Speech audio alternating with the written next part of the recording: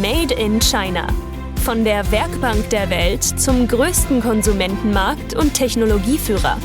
Eine Reise durch das Leben, Business und die Kultur im Reich der Mitte mit Damian Maib und Thomas Derksen. A very warm welcome to the Made in China podcast. It is a nice winter Monday morning in Shanghai. It's around 9 o'clock. We have a nice view of the Oriental Pearl Tower, and we are very happy to have Momo here. Momo Estrella is working for IKEA, and I listened to your talk at the Founders Breakfast and thought you're not just very professional, you're also very funny. So this is a hard thing to get by in the German business community. So that's why I said we have a lot of professionals, but not a lot of funny people. So that's why I said you have to come to our podcast and tell us what you do at IKEA. And I already heard a lot, and I'm very excited that we can share all your insights, all your learnings with our listeners today. Awesome. Well, thank you so much for having me. First of all, good morning. Lovely morning. I also have a good view, and the funny version of like what I do, I put things on screens and I put screens on things at IKEA. But besides that, I've been doing quite a lot of digital work over the years in my career, and I'm super excited to be here with both of you. Yeah. Perfect. Happy to have you here, Momo. The first question should be about furniture. What is your favorite piece of furniture of all time? Oh, of all time. So I bought an IKEA Soderham in 2013. I want to say 13 or 2014, and I still have it. I still use it. So I changed the fabrics a couple of times over the years. But it's my favorite and most comfortable sofa, I feel, because it's very deep, right? So you can basically just yoga seat on it, if you will, right? And you can use it as a spare bed if you need, and it's modular. You can move it around. So I moved through several apartments with the same sofa, and you can just move it and adapt it to the layout. So I found that very flexible. I think it's also a little bit of a metaphor of me. I try to adapt to new things that happen like in my life or in my career. It's nice to have something kind of permanent following you, and in this case, that sofa follows me. If it's non-IKEA, I could say the Eames chair is an iconic piece of design. And I wouldn't say it's the most comfortable chair to sit on. I have one, but it's a great design object, I think, and it's a great conversation object. And I also love little things like that. I love little things that maybe you can talk about or that people can ask you about. I think it gives me a chance to remember, my core, which is like I really love design and different forms of expressing it, whether it's through objects, furniture, and stories and whatnot. Yeah. Good question. Yeah, wow. So this category, we didn't say it's called the 3 quick questions to get to know you, but we already heard there was like the passion for design and for furniture came through the first answer already. Yeah, awesome. So quick question number 2 is there a city apart from Shanghai where you could imagine living? Oh, absolutely. I would say Chengdu or Shenzhen, probably. I think those 2 cities are just beautiful places. Chengdu, the food culture, I'm a foodie as well, and I love spicy food, and I love pandas, and I look like a panda when I waking up. And Shenzhen is because it's moving at such a rapid pace, probably faster than Shanghai in some areas. And I am a bit, ADHD/OCD, so I think Shenzhen could suit me well. Well, you mentioned already spicy food. If you could only eat one dish for the rest of your life, what would it be? Pork and crab xiaolongbao. I don't know from what restaurants. Maybe Nangqian Mantou has a pretty decent one, or Din Tai Fung, but a lot of people don't consider necessarily Din Tai Fung as like, this is the legit one. I think it's great, but Yeah, Din Tai Fung always full of foreign tourists when I go there. Yeah, that was the first restaurant where I was taken when I came here in 2009. Yeah, the very first one, and it's imprinted in my memory. It is, yeah. It's good. It's quite expensive though for what you get, but it's good. Everyone loves it. I love it. Yeah. So we would love to talk more about food here, but we're not a food podcast. Let's talk about chairs. Yeah, let's go to business. So you are the Digital Product Experience Officer at IKEA in Shanghai. Do you say IKEA, like German it's IKEA, or do you say IKEA? Both are okay. IKEA or IKEA is okay. We will go with the German version. Yeah, IKEA. Yeah. So what is your professional background and what problems do you solve on your job? Thank you. I love that question. So my background is in computer science. So I'm actually a software engineer. And then I did a lot of studies on business and psychology. And I kind of got trapped in that space between, how computers work, formation of behaviors and, human needs and whatnot. And then businesses as a system, basically. And what you find sometimes in between these spaces is design. Like, how do you create a value exchange between maybe people and technology, or between people and businesses? And that's kind of what has guided a bit my career. The problems that I solve at IKEA, I try to make IKEA more accessible to people beyond our physical stores. I think IKEA is a traditional retailer. For 80 years, we have iterated, I guess, on a series of, I don't want to call them formulas, but a series of decisions we have made so that our stores do what they are supposed to do in the way they do it. But with digitization, and new ways of shopping, we began the China Digital Hub where I work.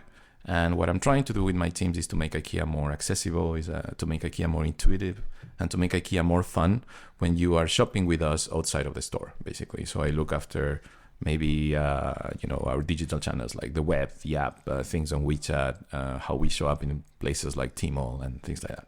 Yeah, fantastic. You're responsible for the digital product experience, right? And why is digitalization so important for IKEA, and how important is it, right? How much of the foot traffic does it bring to the store, or what is your online-offline ratio at the moment? I can share some of those. Maybe I'm not able to share some of the specifics, but we have grown quite a bit on the online sales share, and it's quite healthy for us to have experienced that, considering we invested heavily on this roughly 5 years ago when we started the China Digital Hub. And digitization or digitalization or digital transformation, all these words, I think they're very important for companies, especially for us at IKEA, because it helps us to respond to, I guess, dynamic or changing consumer needs in ways that maybe the physical stores don't necessarily allow us to. And I think that's really the key for it. I think if your strategy is to respond to the market conditions, the changes in the market, the changes in how people shop, the changes in how people want to experience a brand, how they want to engage not only with you, but with other people that are very engaged with the brand. So a lot of these things demand a lot of understanding, right? So from that perspective, digitalization means you need to have the right maybe data points to understand macro behaviors. You need to have the right research practices to understand maybe qualitatively what is taking place and how can you respond to that. And then you need to have these ways of work, right, to be able to respond to that through agile, to internal product development, or through validating concepts, or through bringing new methodologies like, design thinking or Scrum and whatnot, right? So I think digitalization is no longer something companies can just not do. I think my hope, to be honest, is that eventually we don't necessarily hear the word digital transformation. I hope there's no companies left that haven't transformed themselves yet, right? So hopefully that's the case in a few years. Yeah. It's not easy, right? There are a lot of challenges. I imagine when the founder of IKEA built his first furniture and sold it, he would never imagine how the world changed, also how the business world changed, right? Yeah. Because furniture, it seems to be a very traditional, conservative business, right? You build stuff and you sell it because people want to see it, they want to feel it, they want to lie in the bed, Exactly. they want to sit on the chair to feel how it does. So from your experience, what are the biggest challenges for companies who are in the traditional business and want to transform also into the digital business or make a mixture of both businesses? Yeah. So I would say maybe if I focus a bit more on retailers, for retail specifically, I think the key difference between shopping in a store in general and shopping online is that very often if you walk into a physical retailer space, whatever you're looking for, right, whether it's something related to fashion or cosmetics or home furnishing, usually you walk through the product range of the brand. When you're shopping online, it's almost as if you want the range to come through you, right? So in this case, if you shop online, search becomes a lot more relevant to your experience. Content inspiration becomes a lot more relevant. And how the brand portrays and presents themselves to you is a lot more relevant. It needs to have an element, a little bit of personalization to some extent. It needs to speak to you. It needs to signal to you that, you are as important to them as they are to you. And sometimes physical spaces are not necessarily able to do that because they cater to everybody that walks inside, right? So I would say the biggest challenges for retailers is often that, to try and arrive at that state where you're able to maintain that identity of you as a brand, as a retailer, and provide an experience that doesn't necessarily mimic the experience, but that gives a sense of familiarity to that. We struggle a little bit with that at the beginning because, the IKEA experience in the store is quite unique. Mm-hmm. You cannot really compare it to anything else. Even in the restaurant, you cannot really compare your IKEA restaurant experience with anything else. You grab your tray, you walk through this line, you put things there, you're waiting, you're surrounded by the food, and then you cannot necessarily compare that to a restaurant because nobody does it. It's a good differentiator for us, and that's why we maintain it. The same for the physical shopping journey. Now, when we launched our online presence, right, we were experimenting with different things because, of course, we were like, how do we inspire people? When you walk into a store, you see a showroom, you see things neatly arranged. We have different functional spaces that show you different either articles or solutions to some extent. Doing that online is also possible, but then we need to play under the expectations that already exist in these ways of shopping. For example, in China, it's very common that when people shop online, they want social proof. They want to know, what are other people saying about this? How are other people using this? And if you browse, for example, say Taobao, one of the first things that you see right below the price, it's reviews, right? Reviews and testimonials from the people that interacted with this merchant or that bought this product. And that sometimes becomes as important or even more important in some cases that what the brand is telling you about the product. And I think for us, arriving at things like that took a little bit of effort. I would say more than the technological effort building it, it was the effort of accepting that we need to change how we think about it internally, right? Because suddenly we've been doing this maybe for, say, 75 years. And then now you're trying to digitize things specifically for China, right?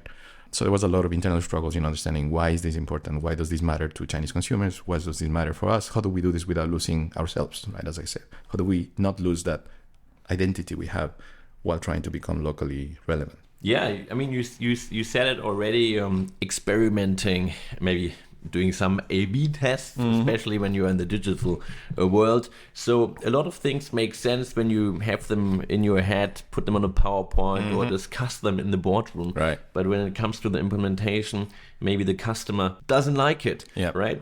So how do you deal with this challenge, and how does this experimenting and testing work in real life for you guys?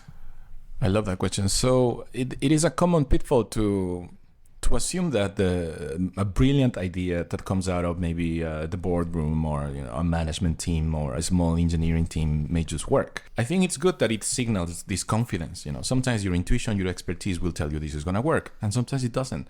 And that's, then again, the connection. I like that you made the connection already. The answer is in the experimentation. I think you need to involve consumers as early as you can. Not always, I would say. You need to choose when to do that to some extent. But if you want to iterate on certain things, so how we have done it is, if we want to experiment with a new, for example, a new way of shopping inside the store, we would start with one small store, and we would start with what's called a contained experiment. So, for example, we wanted to experiment with adding QR codes in the price tags, so that maybe instead of grabbing the yellow bag, which is an iconic, item in the experience of IKEA, is very ritualistic. Instead of grabbing that, maybe you use your phone. You scan the tags, right? And then you keep adding these things to this digital yellow bag. And then when you're ready to go, you click a button and maybe the items get sent to your home. Or maybe the vision was, maybe we can prepare them for you and you can pick them up at the locker. And these two things are actually possible at IKEA. Now, we started originally with a store we had in Jing'an. That was also an experiment, right? So that store was an experiment. It's no longer open for a variety of reasons. Jing'an Temple. Next to Jing'an Temple. Next to Jing'an Temple, yeah. We had the store there for about 2 years and a half, I think, almost 3 years, which was about the time frame that we considered originally to set up that store for. And it taught us a lot of things. Everything was an experiment. What happens if you do this? You look at the results. If you do it online, you split the traffic, you do some A/B testing. If you want to do more contained experiments, sometimes you either do that through qualitative testing or maybe quantitative surveys and whatnot. You don't always need to build something you want to test. Sometimes you just need to get the right indicators, I guess, for desirability. Do some checks internally to see technologically, is it feasible? And of course, do some modeling to see if it's viable, right, for the business to actually do that. But literally right now, as we're speaking, there's probably 100 experiments happening across different things at IKEA. Sometimes in a store, sometimes in a digital channel. And the experiments are very well thought through. And sometimes they help us discover new metrics. Sometimes we already have the metrics we want to validate. Maybe we want to validate things like reading time correlated to add to cart ratio, right? So we experiment maybe on content inspiration. We may change the length of the articles, we may change the interactivity of the images, and then we may see the effect that this has on whether people end up adding these articles to the shopping cart or not. We conduct that experiment with the right kind of segmentation as well to make sure that we are super unbiased and we are super, inclusive with the data that we're seeing and making those decisions. And then we scale up once there's enough evidence that this could work at scale, right? We don't scale things that don't work. We have also done, this is a great idea, let's build it, let's launch it. And we have done that many times. And sometimes it works and more often it doesn't, right? We have launched great solutions that we thought, oh my God, this is great. This is going to work. Let's put it on screens. Let's put it there. You look at the interaction data and there's like nothing coming in. And you're like, what happened? This is a great idea. So sometimes the brilliance is not in the idea, but in the execution. And to guide the execution, you need to involve customers as early as you can. Yeah. So what did the customers more like, the digital yellow bag or the actual yellow bag? I think in that experiment, I think the physical yellow bag still wins for a variety of reasons. I think in general, it is my opinion at this point, but I feel mobile phones sometimes get in the way. If you're walking into a store and you want to shop, it's very unnatural to create this new behavior of taking the phone out and placing the phone between you and the article. In certain categories, I would say maybe not necessarily home furnishing, it's very natural for people to maybe take their phone out, see what other people are saying, open Xiaohongshu, see, what the community spirit about this product is, or maybe just to compare prices even, right? If you're in a store, you see something beautiful for the first time, but it's a boutique store, it doesn't have the price on it, you like, quick image search, you try to figure out what is it, is this fair and whatnot. But when it comes to the IKEA experience, our hope was that people want to explore more about the article they're looking at. They want to know more about what are the alternatives, what are the other colors available, what is the durability of the material, how can you take care of the fabric and whatnot. These are common questions that people often have. And because we are not designed to have our stores full of coworkers serving people, a lot of the IKEA experience is about doing it yourself, right? So we wanted to digitize these assistive, layers, right, of information or help. And that was the hope. Now, the role of the yellow bag is different. The role of the yellow bag is like, this is mine. Look at me. I'm putting things in the bag. Mm-hmm. So it's a bit difficult to compare, I guess, from that perspective. But the yellow bag will always win, I think. Yeah, interesting. Yeah. And from Damian's and mine day-to-day business, we have the experience that in the last couple of years, a lot of brands and also platforms approach us and ask us, how is China doing it with this e-commerce, with social media and the unique combination of social commerce in China where you have the content and the sales on one platform. So how is it at IKEA? How does the digital strategy in China differ from the rest of the world? And do you feel it's the same that the colleagues from other countries or continents come to you and ask you, how do you do it in China? Because we all know that China is, when it comes to digitalization, is one of the top 3 countries in the world. Yeah, exactly. No, I love that. So maybe I'll split that in maybe 2 parts. One being the role of maybe social in shopping, in this case at IKEA, and then the difference of how does that differ maybe from the West and what our colleagues from other countries maybe want to learn from us. So on the first part, I think, of course, social is a huge part of that. As I mentioned earlier, I think naturally people want some form of social proof. That helps to, I guess, build more confidence in the purchase, maybe eventually contributes to building trust to a brand.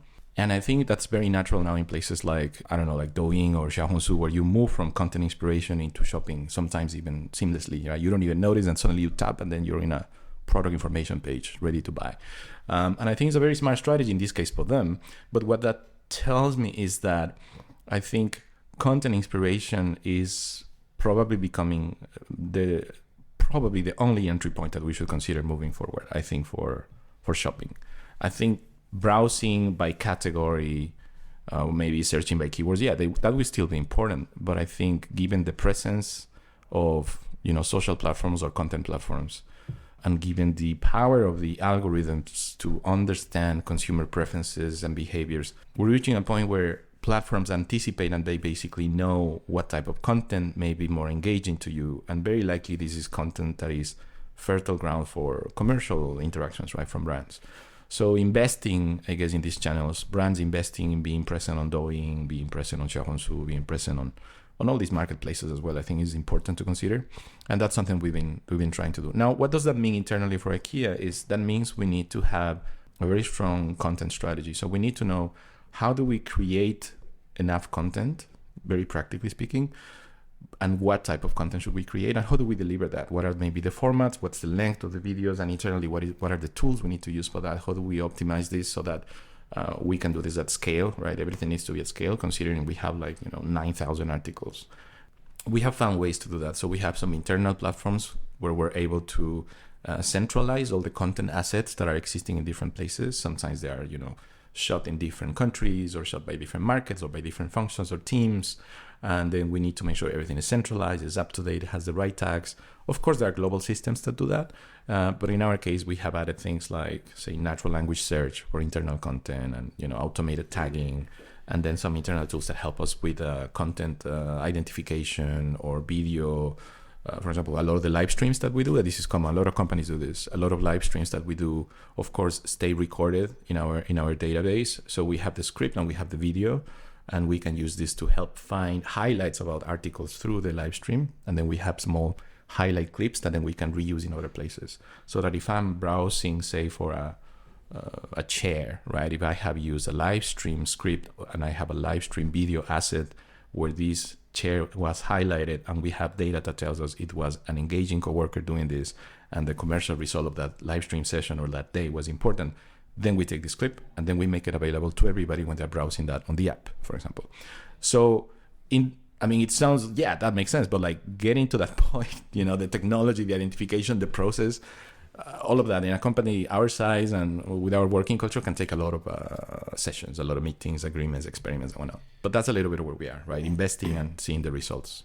How is this kind of social ecosystem at IKEA built up, right? So how are you treating Tmall, JD, Douyin, you said Xiaohongshu, maybe WeChat, all of these puzzle pieces? Are you available for sale on all of them? Right. Did you select a couple of them? Why so? And now, how interesting is it actually for IKEA in the headquarters to use China as a blueprint for the Western market? Because TikTok will now launch its social commerce features in Europe as we are speaking. No, it is fantastic to see I want to say maybe the evolution, I don't know if that's a fair word, the evolution of these platforms in other markets, bringing some of the features that we saw here years ago, beginning to show up in other places. It makes sense.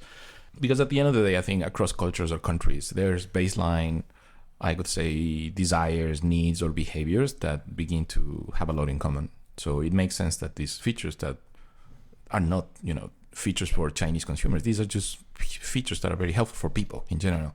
So they're showing up in other places, and that's a good sign. Now, how do we choose to show up in different places? So we start from the desire to be accessible, right? So for example, where we put the toilets in the physical stores, these are an accessibility decision, right? The toilets are next to the entrance. Most of the time, especially in Europe, if you go to an IKEA store, you need to drive maybe, say, 40 minutes, 1 hour, perhaps.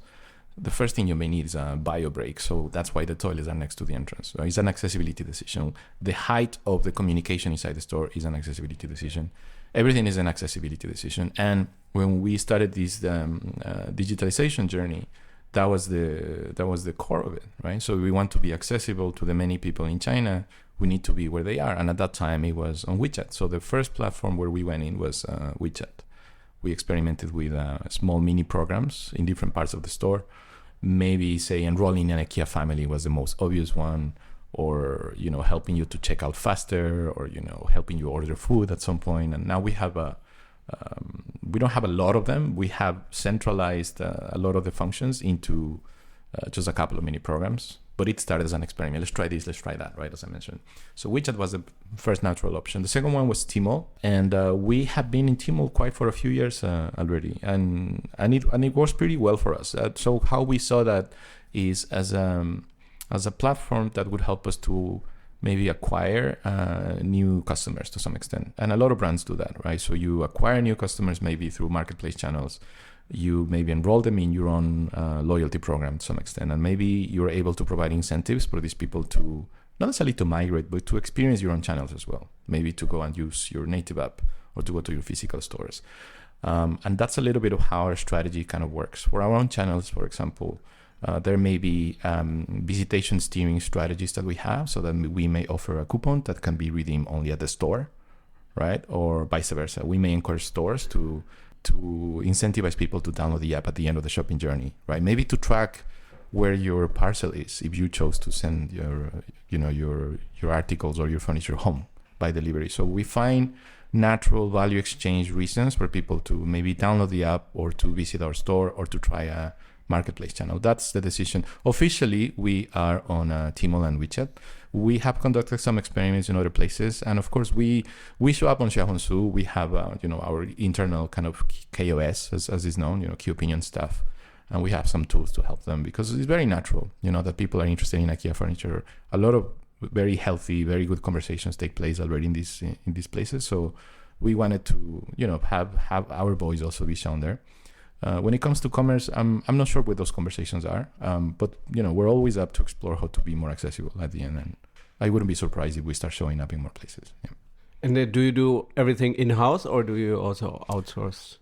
So originally, the reason why the digital hub was built about 5 years ago or so is because there's nothing wrong with outsourcing, but I think at that time what was very important for IKEA was to build a learning system. When you don't have that internal capability organizationally, you don't build the right understanding sometimes, maybe. So of course we had some internal development happening and we had development partners for certain things, but we slowly started to internalize a lot of that work. So we grew quite significantly. Right now we're about 350 to 400 people, I would say, in the entire digital organization in China. It's a full stack digital organization. So we have data and analytics, product development, engineering, design, research, operations, security, and whatnot.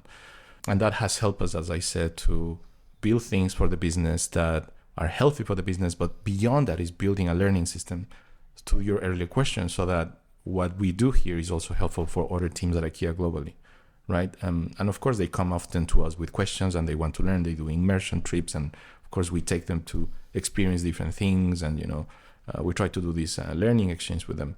And we are beginning to see also physically people moving right to other parts of IKEA, bringing this desire for speed, this desire for experimentation to other parts of the organization that are receiving that with open arms. So yeah.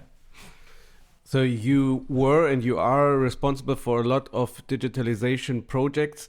I would be interested in 2 examples. One example for a project which you thought would be very successful, but it wasn't in the end. Mm-hmm. And the other one where you said, wow, I'm really proud of this project because this worked out really well. Yeah. I can share 2 that come to mind of something that maybe answers an earlier question of like the intuition. This intuition and this experience tells me we should do this. And that was on me. And it didn't really work as I expected. The second was, so the first one, well, I'll focus on this one. So when I joined, I remember I was looking into opportunities to improve the experience, right? Which was my assignment basically in my role when I joined. And I found our enrollment was taking too long, right? The enrollment to IKEA Family was taking too long. And before, when you were in the store, traditionally, years ago, you had to use pen and paper to enroll. And then that was replaced with a digital, stand. And then it became a mini program. But enrollment still had too many questions. And in my mind, coming from user experience, coming with that background of like computer science and a bit of psychology, I was like, okay, there's something called progressive disclosure, which means people give you information, but not in one shot. They give you information little by little, as long as there's the right value exchange for them. So for example, rather than asking you 20 questions before you enroll, I ask you 3. So if I ask you 3, I needed to know, well, what's the minimum amount of questions I can ask you? So I needed to speak with legal teams. I needed to speak with compliance. I needed to understand local regulations. I needed to understand the technology behind that. So I know what is the least amount of questions we can ask people so that we can actually register them, as an IKEA family member. And then how do we progressively disclose other things that actually are important for us to know because it will improve the experience that they have, right?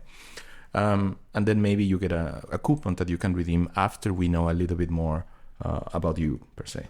It felt like a very natural thing. Everybody's like, yeah, this is great. This sounds good. And we went for it in a contained experiment. Within the contained experiment, I realized a lot of other parts of our strategy were connected to the availability of this data, right? So a lot of maybe data fields that were expected in other systems suddenly were not coming in because there was a new registered IKEA family member, but that had incomplete information. And these other systems didn't know what to do with this. So there were some minor crashes during the experiment. So this is an example of something, that has great intentions, that is properly done internally. You work through all the local regulation. You look at, you speak internally with like everybody you need to speak to. You present and you do the projections, you analyze, well, how many failed enrollments have we seen because they didn't make it to the end? So there's all the evidence that there's an issue and you can solve it, and there's a solution that makes sense, and then you launch it and then you realize, oh, we didn't look into this. So that was an example of, I say from my side, not becoming familiar enough with the underlying architecture of how, these maybe data tags were necessary for other things, for example, right? That was one. Another example is we had, when we opened the Jing'an store as an experiment, we also launched a bunch of experiments within that. And it was super fun, right? It was super, super interesting to go through that period at IKEA when I joined. So we launched a small solution, like a tablet type of thing, like a touch screen that we would put next to the furniture. Because of space constraints, we could not have all the available range. So we would have like the hero range, and then we would have a little tablet so you can see what else is available within the family of furniture. Say a sofa has more colors, has more depth, more combinations, whatnot. And it completely made sense. And we built that, and the interaction was zero, and like literally zero, and it did nothing. It actually kind of made people be like, well, you have all of this, like, where is it?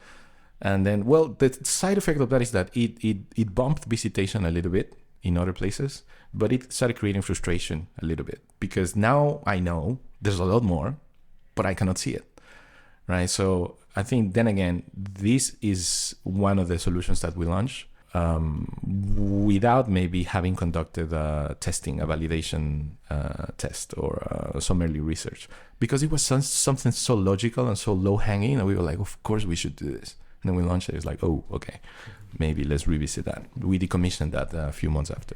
That's interesting, really interesting. I mean, in Europe and in Germany, and I think all over the world, IKEA has an extremely clear positioning, very clear USP. You always know what you expect. Mm-hmm. And you know that it also comes with a more or less fair price, I'd say. Now, looking also at the Chinese market, comparing it especially to Germany, we love do-it-yourself things, right? Yeah. People buy their big cupboards, spend the whole weekend assembling it, putting it together, have fun, love it, right? And in China, I haven't seen this joy of spending a weekend and building that stuff together. Yeah. So what does it mean to the customer journey? And does it mean you're selling slightly different products, or is it that you just offer that service, hey, we bring it and we also set it up at your home for you? How is that? I love this question. You remind me, we had a colleague, Sven. He used to be based here in China for a number of years. He was from Germany as well, and he had a very similar curiosities, like, Germany is like this, what's happening here? And actually, Germany is one of our strongest markets globally at IKEA, precisely because of what you said. I think the DIY aspect of it is so strong, and it's one of the key things about IKEA, right? The experience. Here's a bit different. I think what the difference here, the access to Shifus, basically, and just the idea that originally in our definition, our concept, and in our studies, so we know that when you invest a little bit of effort into something, that whatever that is means a little bit more to you, and that happens with objects, that happens with people, that happens with things you learn, with books you read, or things you write, right? The more effort you put, the more connection you make with it. And the idea of DIY for home furnishing is not necessarily new, and honestly, I don't think we're the only ones that do it anymore. But I think it has worked very well for us. Now in China, it's different, of course, and the changes that means is that, for example, in the communication inside the stores, the communication of our delivery and assembly services are a lot more prominent than in Europe. In Europe, sometimes we need to, of course, communicate the entire offer and the services that we have. But we may not make, the display super large like we do here. So here we need to tell you, if you want it delivered, we can help with that. If you want it assembled, we can connect you, or we can help you with that. In Europe, we may not need to do that, right? But the journey itself hasn't necessarily changed so much. One of the stores that we renovated, I don't know if you visited the store before and after, the Shuhui store was the first store that we opened in Shanghai. And a few years ago, maybe about 4 years ago, perhaps 3-4 years ago, we renovated it. We call it the home experience of tomorrow. And we did a lot of things that were very new to us. We changed the layout of the store. Originally, we even removed the the snake, maybe for a lack of a better word, the steered flow, where the traditional experience, like you walk into the store and then there's a you don't find your way out. Of course you find it. Don't worry. There's some shortcuts. We're working on improving all of that as well. So we removed that originally. The store was designed as a city grid. Mm-hmm. And, humorously, I used to say that for a number of years, customers had been asking us to remove the snake, and then we did.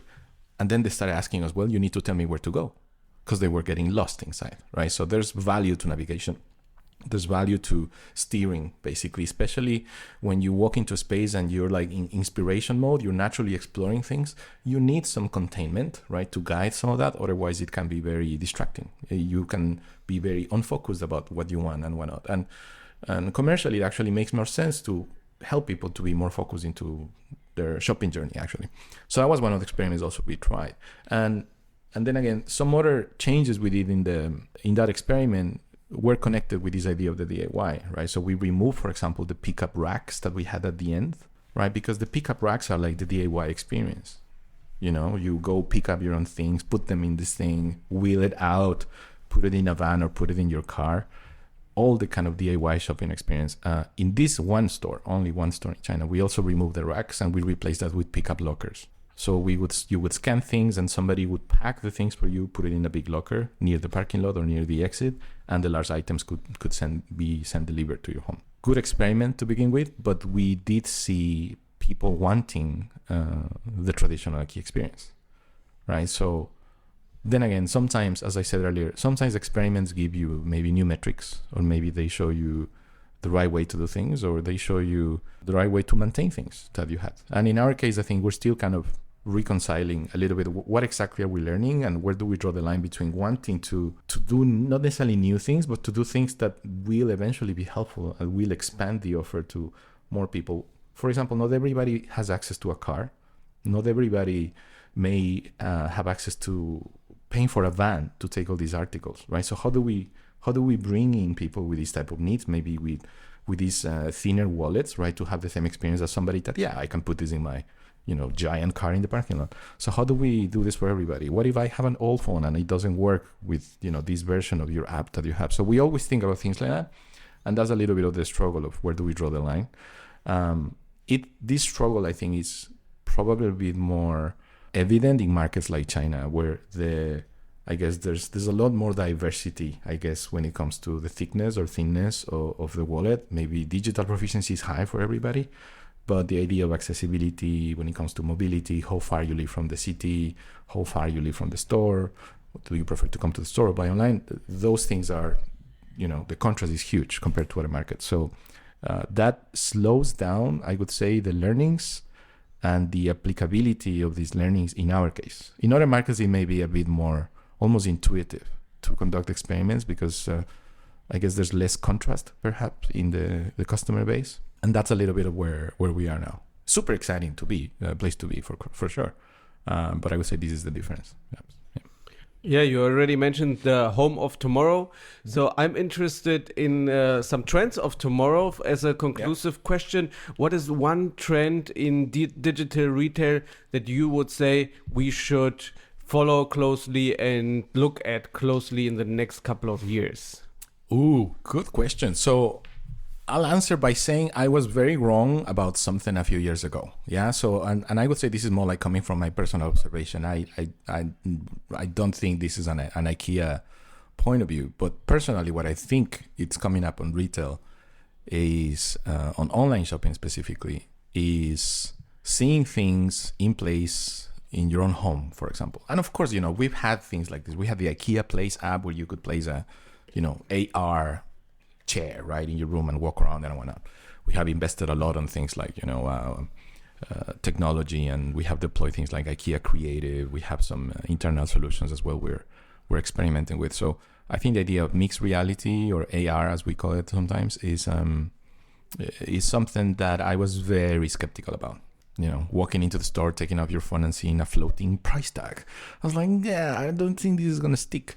But I think the more I look into it, I feel the more it begins to make sense when you want to understand the integration of new things into your space, when you want to have a better sense of scale, when you may not be able to actually come to touch and feel what you're about to buy. I think there's different ways to give people some confidence on a purchase if you're not able to physically see the product, right? And we see that in fashion where you can try shoes or clothes and whatnot without actually maybe going to the store. So I think for home furnishing, that's probably coming up as a trend. For life at home, I would say privacy took a whole new meaning because of COVID, especially for, I would say, smaller spaces that were shared by multiple people, whether it's roommates or families. I think the need for privacy and your own space was something very obvious that started happening since 2020 or so.